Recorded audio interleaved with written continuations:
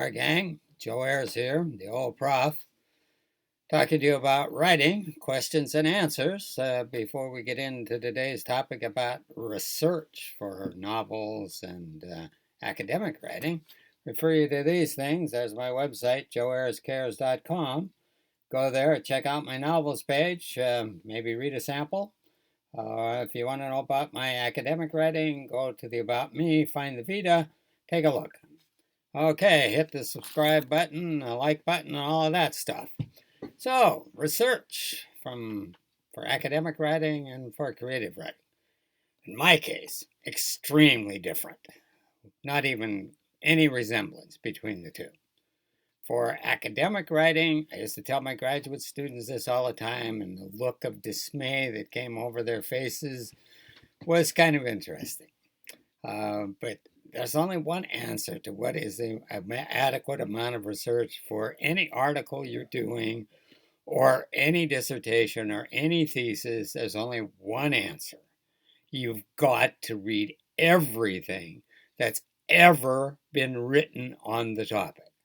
That's the only adequate review of literature research for academic writing. There's no other answer to that question.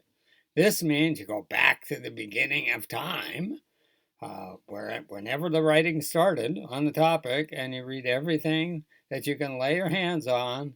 You create a file, you put all that stuff in there, you take good notes about what's in there. And these days, with electronic files, you'll be able to retrieve those things from the electronic file. Some of it's probably not in electronic form, so what you might do is make a copy, scan it in, put it in electronic form, help other people out. But you're going to spend a lot of time doing the research for an academic article, and there's no shortcut. I mean, people do it all the time, take shortcuts, and they get blindsided because they miss this important piece of work or that particular nuance or whatever.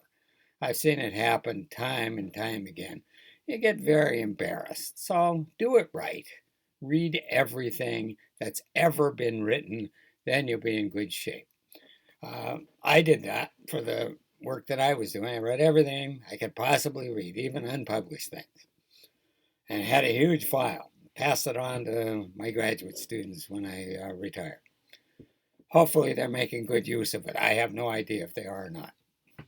But I'm not doing that kind of work anymore. I'm writing novels, and basically, I start out with some information, like the latest novel about child pornography and that kind of thing. I did reading about how much of it was going on and what kind of kids are being exploited and how many kids are being abducted. And I read personal stories from them, but I did not read everything that's out there on the topic. I got a good handle on it, decided what angle I would take into it based on that. And then, as I'm writing, I get to a point and I say, oh, gee, I need to know about hotels in Seattle. Wow, nothing to it. You type in hotel in a Google search, Seattle, there are all the hotels, and they tell you all about them. This one has bed bugs, this one is $500 a night, on and on you go. And so you answer your question fairly quickly, fairly easily, and you're back to writing. And that's the way I do the research for the novels. When I run into something I don't know or I'm sure of, do a Google search, pops up, read it. Doesn't take very long at all for most things, most of the novel things that I'm doing.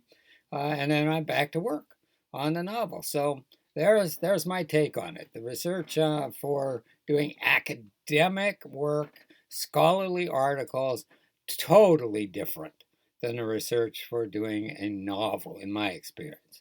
In the one, you read absolutely everything, and the other, you read as necessary, just whatever you need for that particular aspect of the novel. You don't need to know everything that was ever known about child pornography from the beginning of time to write about child pornography. So there you go. That's my take on it. Next time,